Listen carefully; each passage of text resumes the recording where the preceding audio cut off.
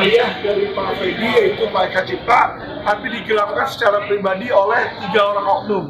Nah, kami melaporkan pertama ini TPPU terhadap PT Smart dulu. Jadi perusahaan Sinarmas kan banyak. Nah, ini PT Smartnya dia Sinarmas Agri, Resource dan Teknologi di situ. Terlapor ada 2, yaitu Franky Wijaya sama Mukhtar Wijaya terlapor. Laporan ini berbeda dengan laporan sebelumnya. Kalau sebelumnya adalah terhadap dokumen palsu, ini adalah penggelapan kerugian yang dialami oleh klien kami secara material kurang lebih hampir 2 triliun. Garing 8 Romawi, garing 2022, Bareskrim. Di sini terlapor Pak Mukhtar Wijaya dan Franky Wijaya di sini ya. PT Smart ini dulu ya, waktu tahun 80-an, waktu dibentuk oleh ayah saya lewat 2 notaris. Yang satu dimiliki sahamnya oleh PT Supra Veritas, satu lagi oleh PT Sinarmas Tunggal. Jadi PT Smart Corporation dimiliki oleh 2 perusahaan, Supra Veritas dan PT Sinarmas Tunggal. Nah, Supra Veritas ini ya, menurut akta notaris Winanto Wiryamartani, begitu aktanya dibuat, langsung di hal yang sama, tanggal yang sama, akta selanjutnya ada itu akta pengikatan saham-saham.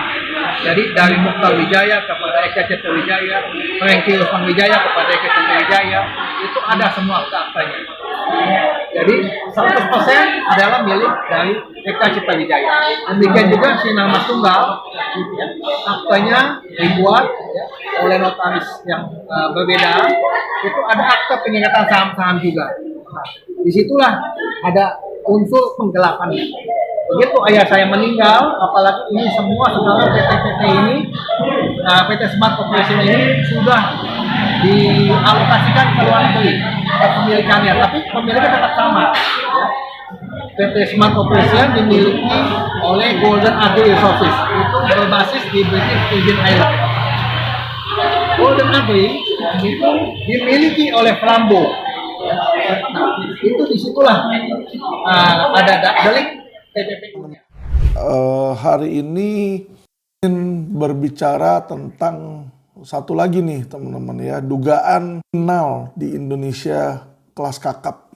Ya, jadi ini di atasnya Fedi Sambo teman-teman ya. Video saya hari ini adalah tentang jejak kriminal 9 naga Indonesia. Nah teman-teman seru nih. Kenapa? Fedi Sambo, sekuat-kuatnya Fedi Sambo, itu masih nggak masuk di dalam 9 naga. Ya. Jadi 9 naga ini ada di Indonesia ya, top lah, istilah top of the top person ya. Jadi googling di sini. Nah keluar nih teman-teman. Jadi 9 naga Indonesia ini ada tulisannya nih. Ini banyak artikel tentang 9 naga. Profil 9 naga penguasa ekonomi Indonesia. Deretan orang terkaya dengan bisnis melimpah. Jadi 9 naga ini kalau menurut Google ya, 9 naga Indonesia ya, itu bukan naga binatang beneran naga, bukan. Tapi itu adalah simbol orang-orang konglomerat ya, orang-orang yang terpenting, influensial, yang memegang uang, memegang istilahnya memegang ekonomi Indonesia. Perekonomian Indonesia tergantung dari orang ini ya, dari 9 naga ini nih. Ya, jadi dianggap ya mungkin 9 orang terkaya di Indonesia lah di sini ya. Nah teman-teman, saya mau membahas tentang jejak kriminalitas ya, karena kenapa? Balik lagi, Alvin tidak buat video tentang gosip ya, kita nggak bikin tentang gosip nih. Ya kita juga nggak bikin video tentang politik. Ya tentang haluan politik. Kita juga nggak bikin video entertainment, bukan, ini bukan. Jadi video ini tentang hukum, ya, tentang hukum, tentang jejak hukum. Jadi judulnya adalah jejak kriminalitas 9 naga Indonesia, situ. Nah, salah satu 9 naga Indonesia ini kalau habis kita googling di sini ya, kita akan melihat salah satu profilnya nih. Kalau saya lihat di sini ada profil di haloriau.com nih di sini. Inilah nama 9 naga penguasa ekonomi Indonesia. Ya kalau menurut saya ya, kalau istilah 9 naga adalah penguasa ekonomi, tentu nama-nama ini, roster ini pasti berubah. Ya. Kenapa? Ini bukan nama formil yang dimana ada nomininya, ada panitianya, nomor 1 ini, nomor 2 ini secara formil, enggak. Ini tuh istilah aja teman-teman ya. Jadi nggak ada secara formil yang menentukan, menasbihkan mereka tuh nggak ada di situ. Ya jadi cuma dibilang 9 sosok ini sukses di bidang ekonomi, intinya di situ. Jadi sebenarnya sosok 9 naga ini bukan anonim negatif ya. Jadi bukan istilah, wah kalau namanya masuk 9 naga berarti jahat, berarti jelek. Enggak, sebenarnya enggak ke situ. Sebenarnya istilah 9 naga ini adalah istilah 9 orang terkaya lah, atau 9 orang yang influensial di Indonesia ya. Siapa itu 9 di sini ya kalau dilihat. Nah ini kalau berdasarkan tahun 2019 nih dijejerkan 50 orang terkaya. Tapi kalau 9-nya nih, 9 nih kalau kita ambil dari 50 ini, nomor 1 Budi dan Michael Hartono itu nomor 1. Nomor 2 Susilo Wonowijoyo. Ini tahun 2019 ya teman-teman ya.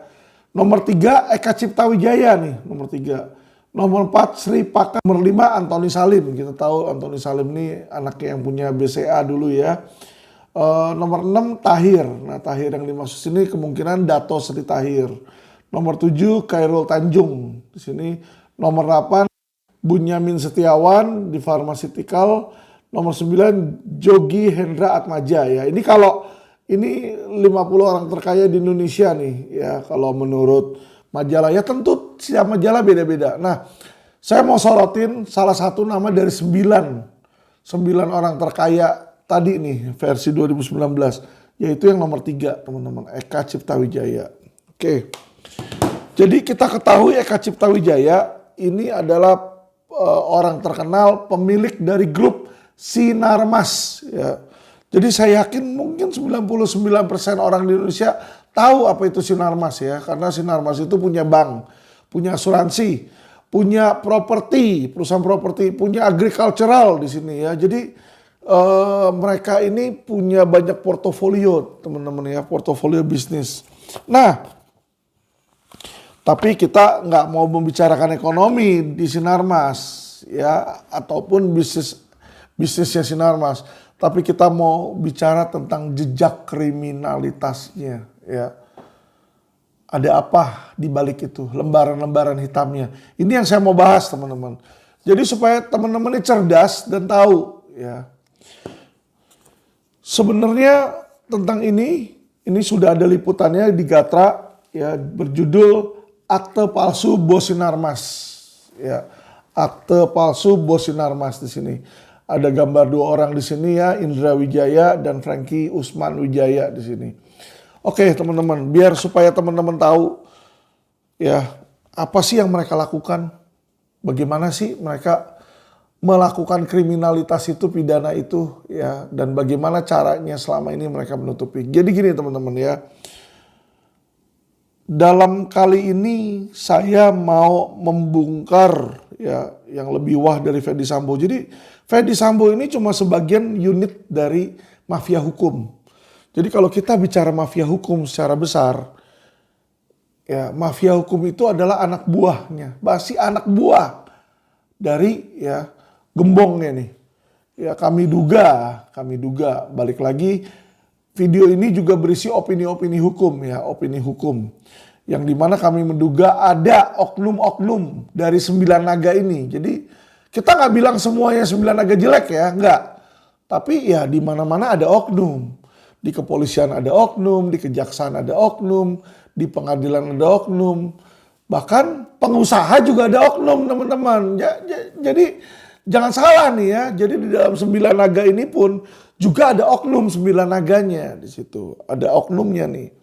Nah, jadi begini teman-teman ya. Kita lihat apa sih yang terjadi di sini. Kasus yang sedang saya tangani, Alvin Lim, saya menjadi kuasa hukum dari Freddy Wijaya. Saya kasih uraian singkat biar supaya masyarakat netizen tahu nih ceritanya nih tentang Sinarmas ini. Jadi Eka Cipta Wijaya ini salah satu orang terkaya di Indonesia. Kalau tadi berdasarkan peringkat di 2019 itu Forbes, dia nomor 3 tuh katanya ya, nomor 3. Nah tapi yang orang-orang gak ketahui, beliau itu punya istri banyak ya, informasinya punya 5 istri atau 2 selir dan lain-lain lah di situ ya. Jadi istri sahnya ada beberapa, terus selir-selirnya ada berapa, anaknya aja informasinya yang saya dapat dari di Wijaya 8 anak. Akui di akte ya, di akte nomor berapa tuh 85 atau berapa sebelum dibatalkan katanya si pengacaranya Indra Wijaya. Anyway, 28 anak itu yang diakui tuh oleh si siapa Eka Cipta. Belum yang nggak diakui ya. Nah inilah ketika orang menjadi super kaya, punya banyak bini, punya banyak anak, tentu mulailah terjadi problem ya. Nah problem ini mulai terjadi ketika pertama kali Freddy Wijaya ini mempertanyakan harta warisannya. Ya, tentu normal lah. Ketika seorang ayah meninggal, anaknya nanya, mana bagian saya? Ya toh kan karena warisan itu kan mestinya dibagi ya. Nah kita lihat sendiri tadi itu salah satu orang terkaya di Indonesia. Nah sedangkan Pak Freddy ini hanya mendapatkan 1 miliar. Dia bingung. Loh kok saya cuma dapat 1 miliar warisan? Bapak saya ini uangnya ribuan triliun kata beliau ya. Jadi disinilah mulai terjadi sesuatu yang menurut Pak Freddy, menurut klien saya, beliau merasa dirugikan. Lalu diajukanlah gugatan ya di pengadilan. Nah ketika digugat di pengadilan di situ, nah Indra Wijaya nih sama Franky Wijaya memberikan dia punya akte lahir. Ya, jadi dia bilang gini, tenang nanti dulu Pak Freddy. Saya inilah pemilik sah, saya inilah anak sah dari Eka Cipta. Kalau kamu anak hina, anak jina katanya. Kalau istilah dari jawaban itu katanya anak zina ya. Padahal kalau menurut saya itu sangat gak layak dikatakan seperti itu ya. Kalau anak zina, ya kalau benar anak zina, berarti mohon maaf, ya mohon maaf. Berarti Eka Cipta Wijaya adalah seorang pezina. Nah berarti Indra Wijaya adalah anak dari pezina dong. Ya jadi maksud saya gini loh, sorry ya. Saya gak bermaksud menghina. Tapi kalau jawaban itu di pengadilan dia tulis anak zina, ya kan dia harus mikir. Akibatnya nggak salah dan nggak tepat lagi. Dia sama aja ngatain bapaknya sendiri sebagai seorang pezina. Ya di sini saya sangat sayangkan. Kenapa? Aib keluarga itu seharusnya ya teman-teman, seharusnya itu nggak usah dibuka keluar, nggak usah dibuka ke publik. Seharusnya ya. Tapi saya nggak tahu, mungkin Pak Indra Wijaya dengan Pak Franky Wijaya, ya keluarga-keluarga mereka para pemilik Sinarmas, ya yang merasa dirinya sah, ini merasa ya kan, wah bapaknya pezina, makanya dia sebut nih ada anak zina di situ teman-teman ya. Jadi disinilah teman-teman mulailah terjadi permasalahan ini ya. Jadi dari harta awalnya, tapi kemudian shifting nih. Kenapa shifting? Ternyata akte lahir yang diberikan oleh Indra Wijaya ya dan Franky Wijaya itu akte lahir palsu. Kenapa saya bilang palsu? Karena tersebut tidak terdaftar di Disduk Capil, tidak diakui oleh Disduk Capil, tidak terregistrasi di Disduk Capil. Ya, jadi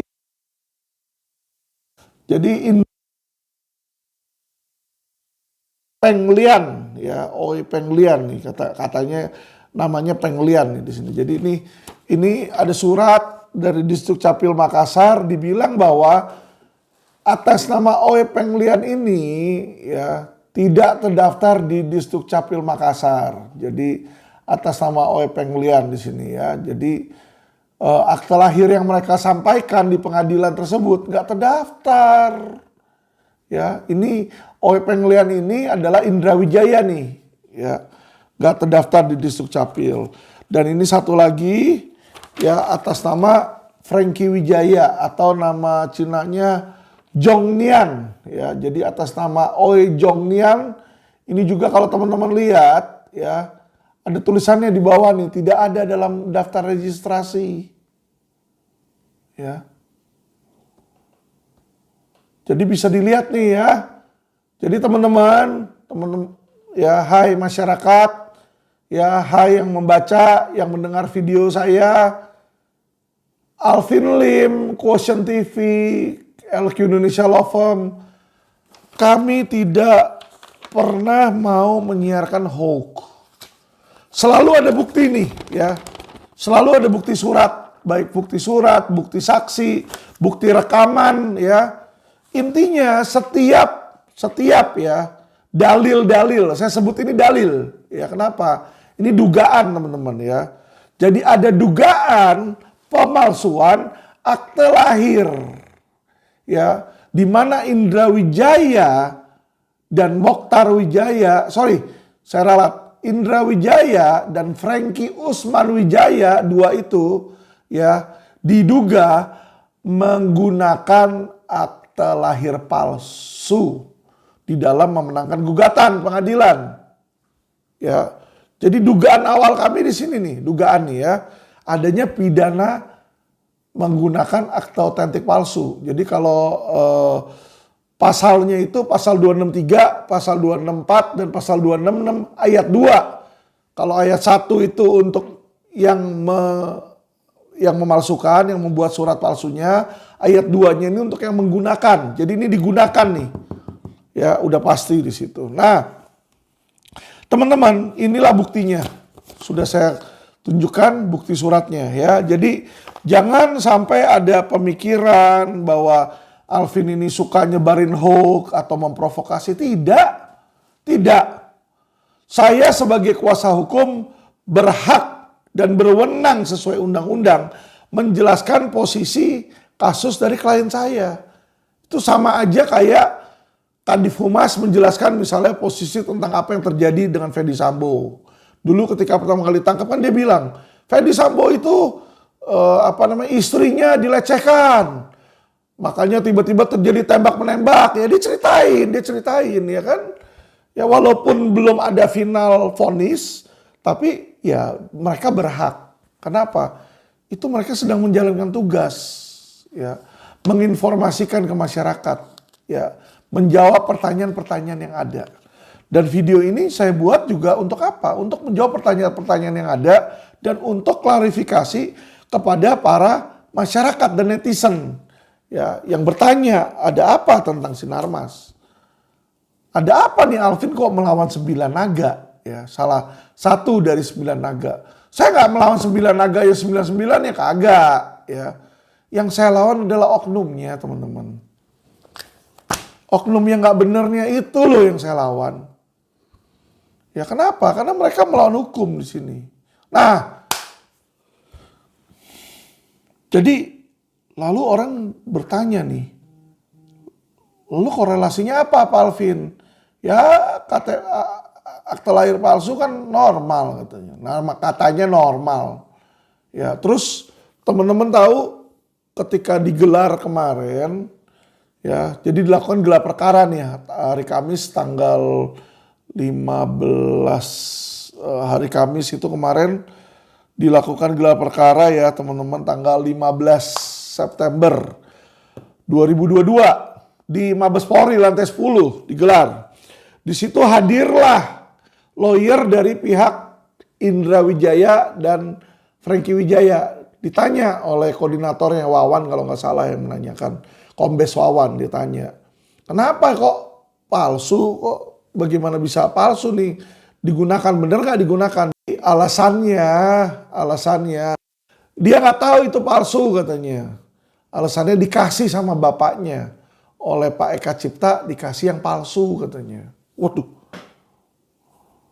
saya terdiam tuh di situ tuh ketika saya dengar kasih sama bapaknya ini palsu ya. Tentu teman-teman ya sedang menyatakan kebenaran atau berbohong nih. Ya. Coba kita telah satu persatu ya. Jadi kalau pernyataan dia benar bapaknya ngasih yang palsu, berarti Eka Cipta Wijaya nih dengan sengaja nih ya. Dengan sengaja pertama dia udah zina gitu kan ya. Ada cewek dia zinain di situ kan. Terus punya anak, udahlah dibikin aja yang palsu di situ, bikin akte palsu. Kok serem juga ya sedengernya ya. Berarti seolah-olah nih orang terkaya di Indonesia nih, sorry ya, penjahat loh. Itu dari kata dia. Dari kata si Edi Santoso ini ya, yang bilang bahwa pengakuan dari Indra Wijaya dan Franky Wijaya bahwa bapaknya nih yang ngasih palsu, ya kan?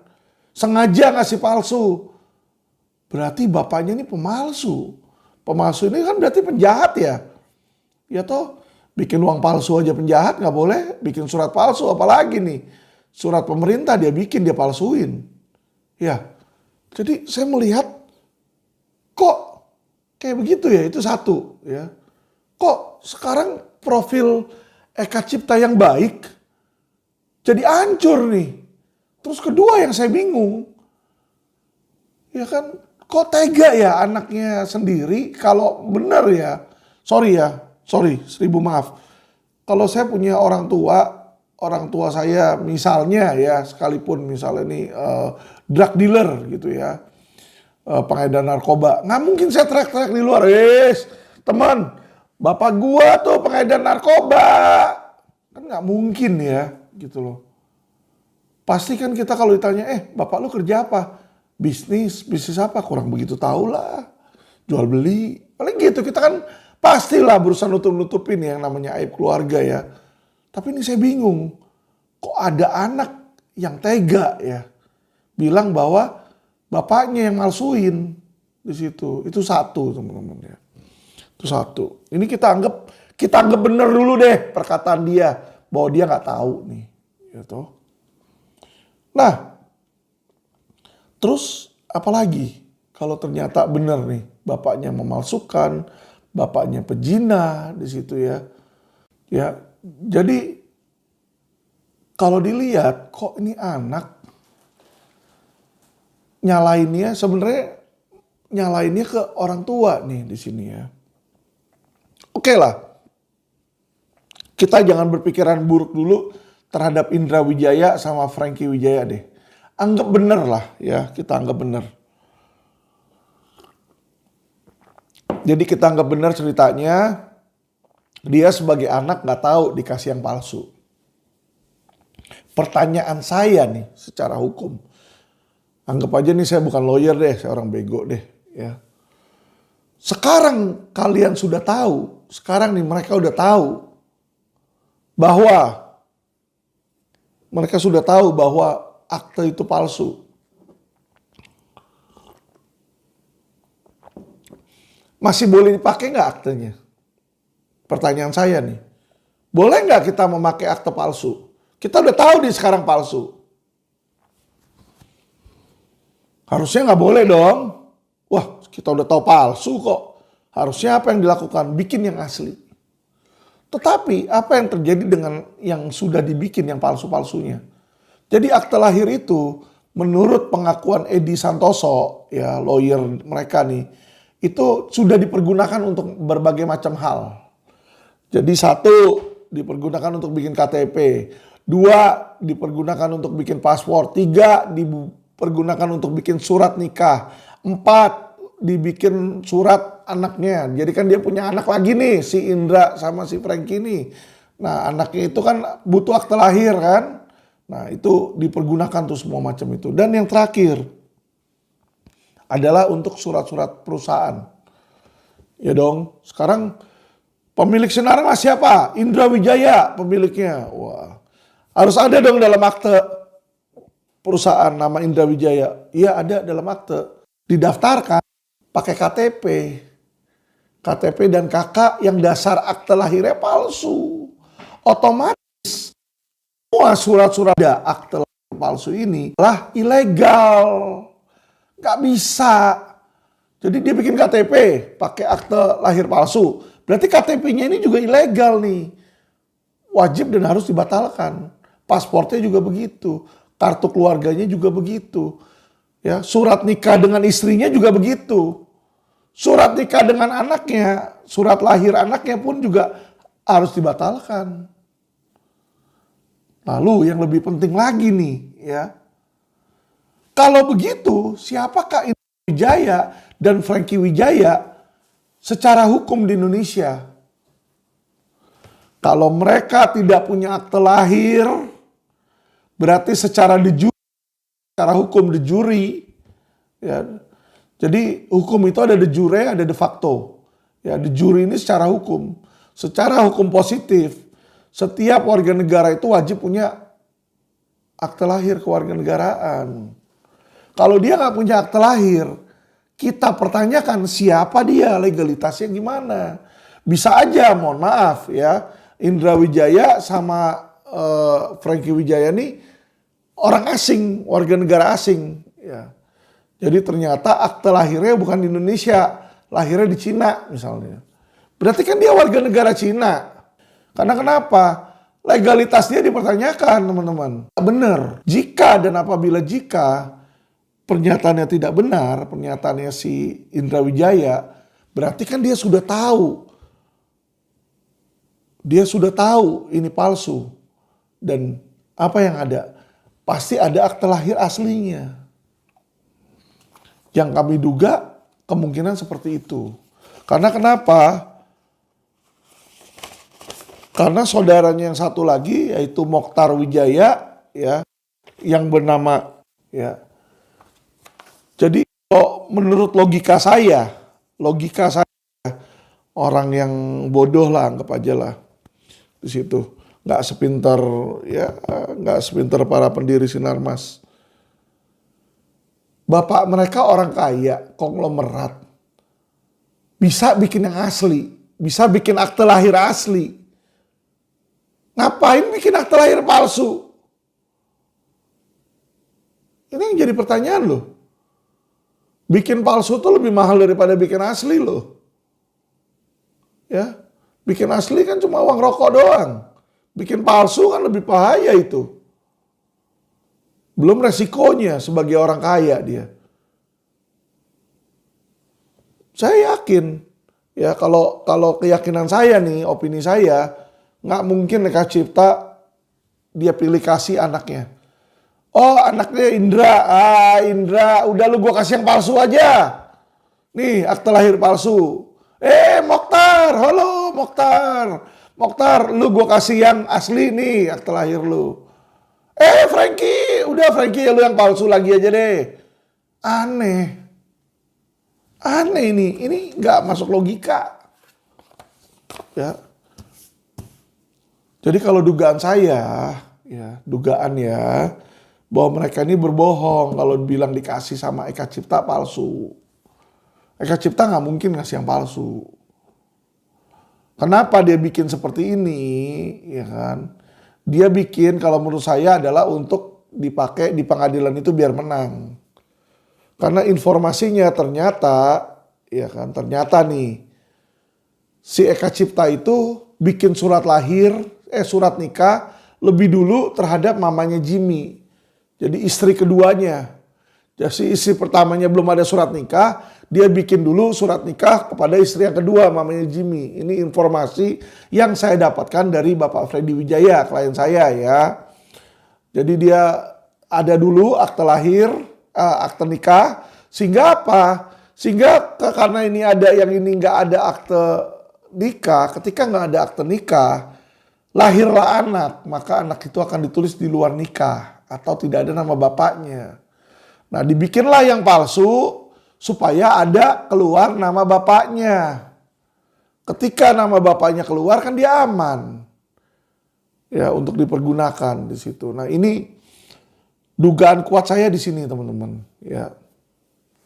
Nah lalu mengapa saya bersedia membantu di sini? Jadi setelah saya pelajari kasus ini, ternyata ini kan sudah dilaporkan nih di dugaan pemalsuannya di Pidum ya. Jadi informasinya nih perang bintang teman-teman, perang bintang. Ya, jadi informasi yang kami dapatkan itu ada yang namanya Stanley, itu informasi yang saya dapatkan. Ada orang Sinarmas yang namanya Stanley, saya nggak tahu Stanley yang mana. Itu di backup oleh Fedy Sambo. Ya. Jadi sama Fedy Sambo pergi berdua nemuin Kapolri, ya Listio Sigit. Dia minta agar supaya kasus ini dihentikan, ditutup. Ya. Dihentikan nih. Ya. Sehingga Pak Freddy yang di backup oleh Bintang 3 nih kalah. Apa? Bintang 2-nya itu Fedy Sambo, udah setara sama Kapolri itu ya. Jadi kalau kita tahu kemarin konsorsium 303, Fedy Sambo punya power ya. Nah, jadi di kepolisian Fedy Sambo ini kontakin ke Kapolri ini di sini. Minta agar supaya dihentikan ya.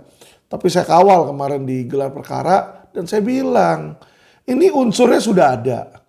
Menggunakan surat palsu ini udah ada. Alat buktinya udah ada nih, alat bukti surat. Ya toh, keterangan saksi udah ada lebih dari 2 orang. Keterangan ahli pidana juga sudah diperiksa 3 ahli pidana. Dr. Dwi Seno, Dr. Anggraini, sama Khairul Huda. Dan mereka bertiga semua sepakat bahwa ini adalah pidana. Ya. Jadi seharusnya tidak ada lagi alasan untuk polisi itu menghentikan penyelidik. Jadi teman-teman, mari kita kawal kasus Sinar Kota tuh Raja Sabta Oktohari. Sampai sekarang Raja Sabta Oktohari kasus sudah 3 tahun teman-teman. Nggak jalan, mandek. Mandek. Ya, jadi polisi ya kan itu nggak berani kalau sama yang berduit. Buktinya ya ini. Buktinya kasus-kasus yang melibatkan kerugian nilai besar, triliunan itu nggak jalan. Jadi saya ngomong ini bukan fitnah. Ya. Banyak yang bilang, waduh ini opini begini-begini. Kayak kagak, ini fakta. Saya tangani sendiri kok kasusnya. Ya, jadi mahkota 7,5 triliun mandek. KSP Sejahtera Bersama mandek. Itu belasan triliun. Net 89 yang konon 20 triliun mandek. Ya, ATG mandek. Apalagi? Banyak. Minapadi mandek. Narada mandek. Ya, jadi saya nggak ngomongin fitnah nih. Saya ngomong data. Buktinya juga ada itu SP2HP. Nggak ada tuh penetapan tersangka dari yang tadi saya sebut. Sampai sekarang nggak ada kepastian hukum. Tidak ada tersangkanya. Belum ada tersangkanya nih sampai sekarang. Ya, berani nggak kira-kira polisi ini menaikkan sidik tetapin Indra Wijaya sama Franky Wijaya sebagai tersangka? Harusnya segera tetapkan sebagai tersangka, tahan dong. Itu kalau punya nyali, kalau jantan. Ya kan? Polisi itu harus berani sama penjahat. Jangan cuma ngebacot doang, bilang equality before the law, equality before the law. Equality-nya cuma di TV doang sama di media. Tapi prakteknya dalam kasus-kasus, dalam penanganan kasus-kasus, nggak berjalan. Yang kelas berat kayak gini nih mandek nih. Ini loh yang saya sayangkan. Jadi agar netizen, agar masyarakat Indonesia dengar dan paham. Tujuan Alvin Lim tidak pernah untuk mendiskreditkan orang-orang tertentu atau merusak kepolisian. Tidak. Nggak mungkin itu. Saya hanya ingin satu. Hukum berjalan sesuai aturan. Apakah salah? Ketika hukum tidak berjalan sesuai aturan, saya ngebacot, saya kritik, dan saya vokal, dan saya caci maki. Ya, oke. Tapi apakah itu pidana? Ya, Jadi kalau saya nanganin kasus, ada korban, ya nggak diurusin sama polisi, malah polisi belain penjahatnya untuk nyelakain masyarakat, apakah kita nggak boleh teriak? Apakah kita nggak boleh marah? Misalnya kamu seorang ayah, anak kamu diperkosa oleh oknum polisi nih, terus oknumnya lu marahin babi lu, anjing lu misalnya ya. Terus kamu yang malah dimasukin penjara karena pencemaran nama baik. Make sense gak? Make sense atau tidak? Ya toh? Jadi yang Alvin lakukan di dalam podcast adalah kewajiban saya berdasarkan sumpah advokat saya. Yaitu memberikan penjelasan tentang kasus-kasus yang saya tangani. Ya. Melakukan disposisi tentang kasus-kasus yang saya tanganin. Dan mengedukasi masyarakat supaya masyarakat tahu tentang apa saja kasus-kasus yang ditanganin oleh LQ Indonesia Law Firm. Apakah melanggar hukum? Kalau saya melanggar hukum, Kadif Humas itu tangkepin semua. Sama Kabid Humas, Polda, tangkepin. Karena mereka langgar hukum tiap hari berarti. Ada orang ya kan di press release, ini ada perampok begini-begini, padahal belum disidangin. Sama, mereka juga belum disidangin, udah ditangkap dulu. Tapi apakah ada pernah yang laporin mereka ke polisi? Apakah bisa kalau dilaporin? Ya, di sini makanya LPITE itu nggak bisa dengan sembarangan. Jangan LPITE, oh kalau polisi yang lapor nggak mungkin bisa, jangan diterima, ya kan? Tapi kalau yang lapor polisi, yang laporin lawyer, wah terima tuh cepat, ya penjarain aja. Jadi teman-teman, ini mengerikan. Ini baru saya buka nih part 1 ini yang Sinarmas ini, ya, baru dari akte palsunya. Nah, jadi Sinarmas ini backingannya kuat. Seperti saya bilang tadi. Ada orangnya Sinarmas, suruhannya para pemilik itu bernama Stanley menghadap ke Sambo. Dan mereka bicara kepada Listio sini stop. Hebat. Tapi apakah seperti itu hukum transaksional?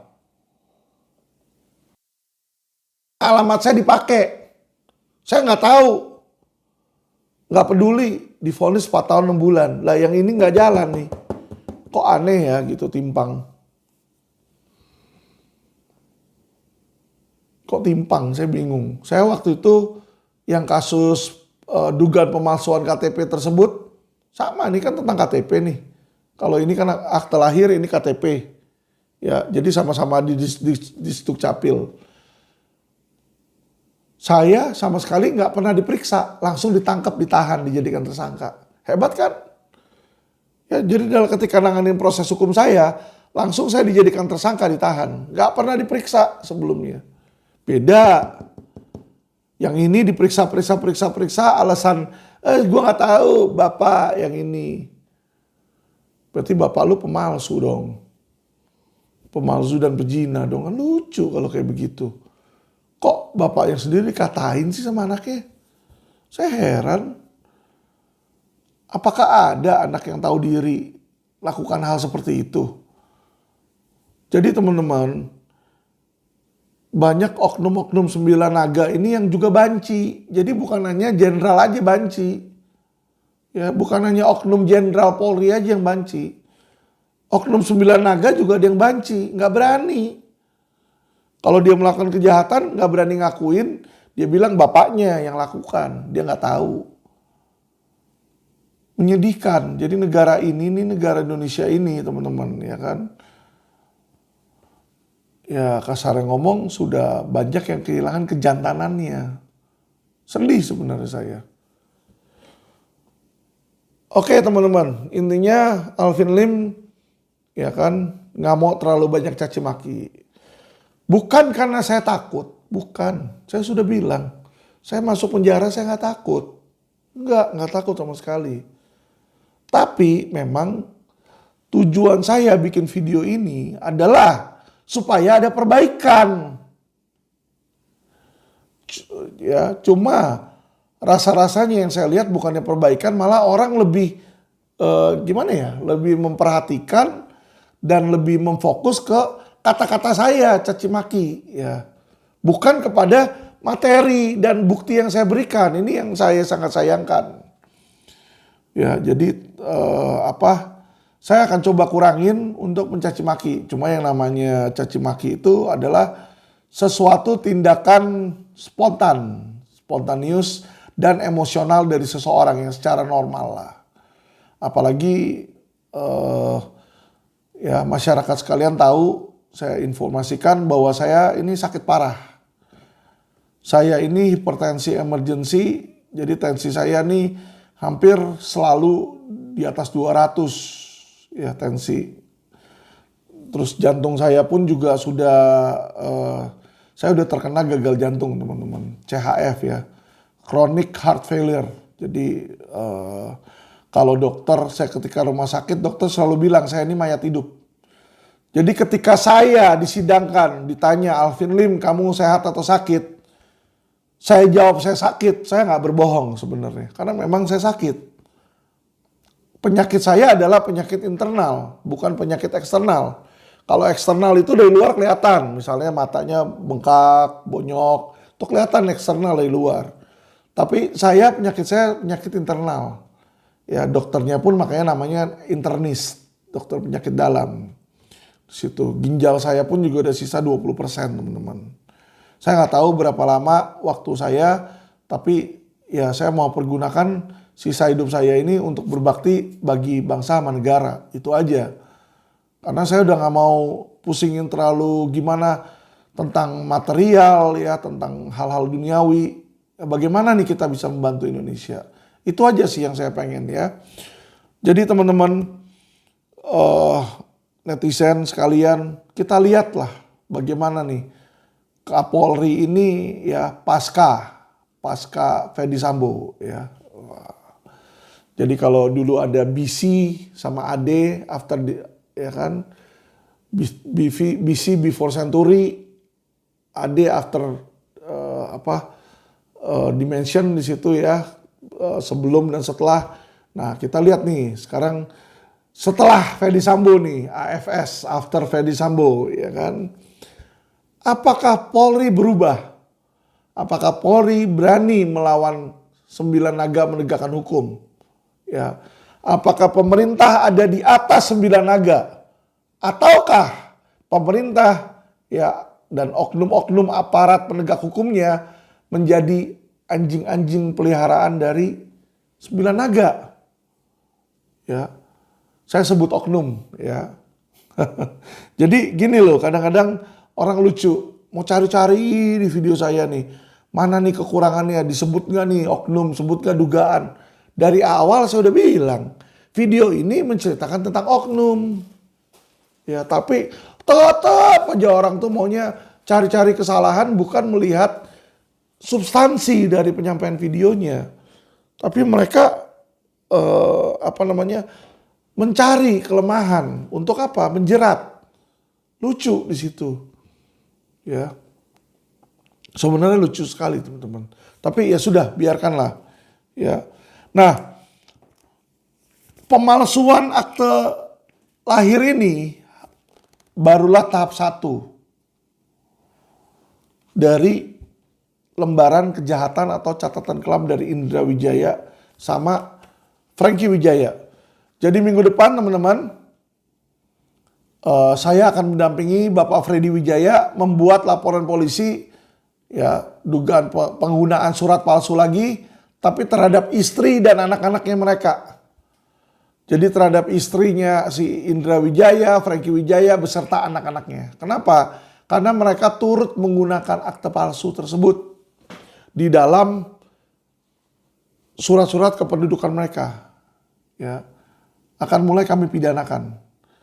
Dan kami tidak akan stop di situ. Setelah itu kami akan mempidanakan perusahaan Sinarmas terhadap penggunaan akta palsu juga. Karena kenapa? Ya kan? Kita sudah kasih tahu ini aktenya palsu. Dan mereka gunakan KTP dengan akte lahir palsu tersebut untuk membuat perusahaan Sinarmas. Ya. Jadi perusahaan-perusahaan direktur-direkturnya Sinarmas akan kami laporkan pula. Itu tahapan berikutnya. Ya, jadi kejahatan yang keduanya ini kita akan masuk lebih dalam ke sana. Dan yang terakhir kami akan menggebrak mereka punya nanti modus pencucian uang.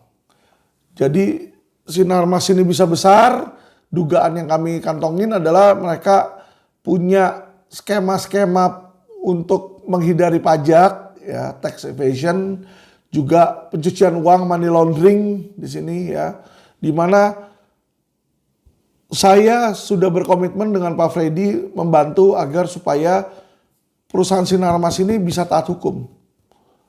Jangan selalu yang taat hukum itu harus taat hukum itu masyarakat menengah ke bawah. Ya, kita nggak bisa kayak begitu. Oh, kalau pribumi taat hukum di situ. Ya, kalau Cina kaya nggak ada itu. Ya nggak ada. Jadi kalau kita lihat, wah kulitnya agak putih, matanya sipit Cina, terus berarti selalu melanggar hukum? Enggak ada. Jangan kita stereotipkan suku, agama, ras di dalam penegakan hukum. Ya, saya katakan dan saya komit dari awal, bagi saya penegakan hukum itu harus selalu sama. Mau kita sukunya apa, agamanya apa, harus equal. Ya, jadi kalau saya dibilang, loh Pak Alvin kenapa kok belain yang muslim sih itu kemarin? Lah kalau memang aparatnya ada oknum yang menindas, ya, korbannya orang muslim, ya tetap saya harus bela dong. Gak ada itu, LQ itu bukan hanya untuk Kristen Cina, gak ada. Gak ada keadilan sosial bagi seluruh rakyat Indonesia. Kita tegakkan keadilan. Kita berikan kepastian hukum. Jadi Bapak Kapolri, jika Bapak mendengar video saya ini, podcast saya ini, ya, ketahuilah, saya nggak ada bermaksud mencemarkan baik Bapak maupun jenderal-jenderal yang lain. Tidak ada. Saya hanya ingin supaya kasus dan penegakan hukum ini berjalan sesuai undang-undang. Ini bukti ada. Jangan dong kalau masyarakat itu, wah tanpa bukti aja di penjara. Sedangkan orang yang berduit, ya kan, konglomerat, oh biarin walaupun udah ada bukti. Lucu loh. Saya kasih tahu satu hal ya. Kemarin ketika gelar perkara ada ahlinya lagi bicara. Asas kontrarius. Awal pemerintah ngasih yang palsu katanya. Maka nggak kenapa-napa. Bukan salah orang itu. Mana ada. Pemerintah nggak mungkin kasih yang palsu. Kalau bisa ada yang palsu berarti ada oknum pemerintahan yang ngasih. Oknum pemerintahan yang memberikan. Oknum pemerintahan dan pemerintah ini dua hal yang berbeda. Oknumnya ini orang yang jahatnya. Pemerintahan ini institusi yang sah. Jadi ada orang yang kerja di pemerintahan memberikan yang palsu. Jadi tolong ya, ini Karawasidik, Bapak Karawasidik, Bapak Iwan. Bu ya kalau nyari saksi ahli yang pinteran dikit. Ya. Bu yang pinteran dikit gitu loh. Mana bisa kayak begitu. Terus dia bilang kalau saya yakin pemerintah dalam hal ini Kementerian Dirjen Disdukcapil ya, Disdukcapil itu saya yakin mereka nggak tahu ada akte lahir palsu ini. Mereka nggak tahu. Kalau mereka tahu, mereka udah ambil tindakan. untuk apa? Menjustifikasi tindakan penjahat. Nggak boleh. Jangan seperti itu. Jadi tolong ya, keahlian dari wasidik ini nggak bisa kalian untuk membebaskan penjahat. Jelas kok. Kalau unsur sudah terpenuhi, alat bukti sudah ada, segera naikkan sidik, tetapkan tersangka. Itu kan KUHP-nya seperti itu. Mana ada asas kontrario. Terus apa, mau menghentikan penyidikan. Ngawur itu. Udahlah. Nanti kalau apa saya debatin jadi berantem. Ya kan? Saya cuma mau menyampaikan kok di situ. Janganlah bodohi masyarakat. Kami nggak bodoh. Kami berusaha menaati hukum. Ya, tapi jangan diputar balik terus di situ. Sisi yang tajam digunakan untuk ke masyarakat kelas bawah. Sisi yang tumpul ke masyarakat kelas atas. Kan nggak boleh kayak gitu.